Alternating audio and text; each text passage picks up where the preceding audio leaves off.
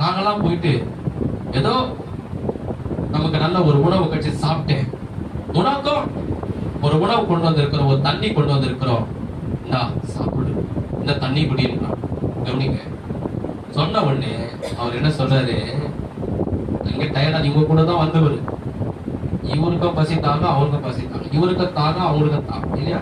பிரசங்கம் பண்ண எனக்கு தாங்க எடுக்கும், கேட்கிற உங்களுக்கும் தாங்க எடுக்கும், நான் பேசினாலும் தாங்க எடுக்கும், நீங்க பேச தாங்க கம்முன்னு கேட்டாலும் தாங்க எடுத்துரும் இல்லையா?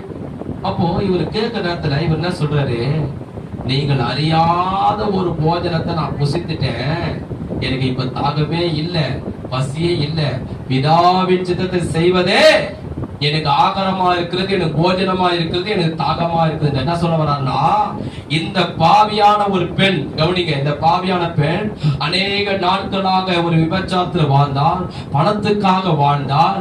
இப்போது அவள் என்னை சந்தித்து அவள் மனம் திருப்பி தன் பாவத்தை அறிக்கை செய்தாள். இப்போது அவள் ரட்சிக்கப்பட்டிருக்கிறாள், தன் பாவத்திலிருந்து மனம் திரும்பினாள். இதுதான் பிதாவின் சித்தம். அந்த சித்தம் என் மூலமா நிறைவேறிச்சு.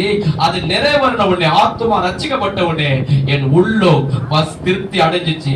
எனக்கு தண்ணி தாகமே இல்லை, எனக்கு பசியே இல்லை என்றாரு. கைக தட்டி கர்த்தரை மகிமைப்படுத்துவோமா?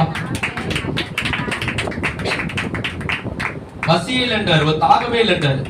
சில பேர் அப்படிதான், நாங்க ஊழுதுக்கு போவோம், ஊழுது கிராமம் ஊழுது போவோம், தூரம் போவோம், ஊழியர் செய்தி எல்லாம் காலையில இருந்து மதியம் வரைக்கும் நடந்து நடந்து நடந்து நடந்து கைப்பிரதி கொடுத்து சுவிசேஷம் சொல்லி, கைப்பிரதி சுவிசேஷம் சொல்லி எல்லாம் சாப்பிட்டு சாயந்தரம் நடந்து கால் வலிக்கும், எல்லாரும் வேன்ல ஏறுவோம். நாங்க 15 பேர் வேன்ல ஏறுவோம் பாரு. நான் சொல்வேன், எல்லாம் ஜெபம் பண்ணலாம், ப்ரே பண்ணலாம், அங்க இருக்கிற ஆத்தும ரட்சிக்கணும்னு ஸ்டார்ட் பண்ணுவோம் பாரு. அவ்வளவுதான்.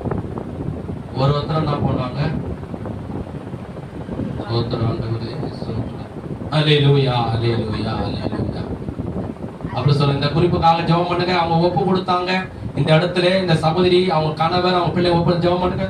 ஸ்தோத்திரம் ஆண்டவரே, ஸ்தோத்திரம் ஏசப்பா, ஸ்தோத்திரம் ஆண்டவரே, ஸ்தோத்திரம் அல்லேலூயா அல்லேலூயா அல்லேலூயா.